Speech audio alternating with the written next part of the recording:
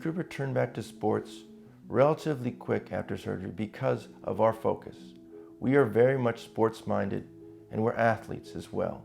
And so we understand the importance of getting you back to your physical activity. You should be walking the next day after surgery, and there are no restrictions on walking.